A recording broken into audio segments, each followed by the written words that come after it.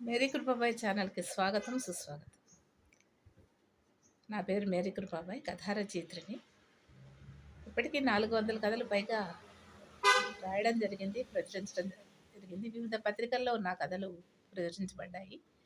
So, అనేక కథల గురించి, ఒక్కొక్క కథ గురించి కూడా నేను చెప్పడం జరిగింది. సో, ఈరోజు ఈ చిన్న వీడియోలో మీకు హాస్య కథల యొక్క ప్రాముఖ్యత గురించి చెప్పాలనుకుంటున్నాను. కథలు అనేక రకాలుగా ఉంటాయి. హాస్య కథలు, తర్వాత సామాజిక కథలు, సరసమైన కథలు, కామెడీ కథలంటే హాస్య కథలు.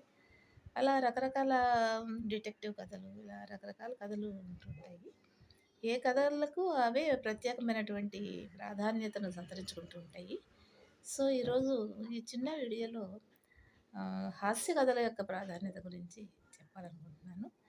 మరి హాస్య కథలు, హాస్యం అనేది జీవితంలో ఒక భాగం అసలు.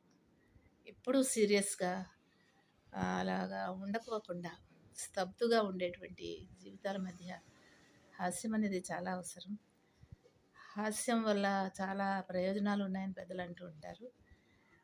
మరి అటువంటి నవ్వించే కథలు, హాస్య కథలు, అటువంటి కథలు కూడా కొన్ని రాయడం జరిగింది నేను. సరదాగా చదువుకోవడానికి, నవ్వుకోవడానికి రాశాను. అంతేకాకుండా అందులో ఒక మెసేజ్‌ని కూడా పెట్టగలిగితే అటువంటి ప్రయోజనం కూడా మనకి చేకూరుతూ ఉంటుంది. సామాజిక ప్రయోజనం కూడా చేకూరుతుంది. అటువంటి కథల్లో ఒక కథని చాలా చిన్నదిగా మీకు బ్రీఫ్‌గా వివరిస్తాను. స్వాతి అనేటువంటి వీక్లీ తెలుసు కదా మనకి. స్వాతి వీక్లీలో ఇది ప్రచురించబడింది కామెడీ కథ కింద. దాని శీర్షిక పెళ్లి కొడుకుల వేళ. పెళ్లి కొడుకుల మేళ. మనకేవో బట్టల మేళాలు, ఏవో రకరకాల వస్తువుల మేళాలు అని చెప్పి వస్తూ ఉంటాయి. ఊరికే అలా నేను ఆలోచిస్తూ పెళ్లి కొడుకుల మేళ అంటే ఎక్కువ మంది పెళ్లి కొడుకులు అక్కడ ఉంటారు అని అర్థం. సరదాగా రాసినటువంటి కథ.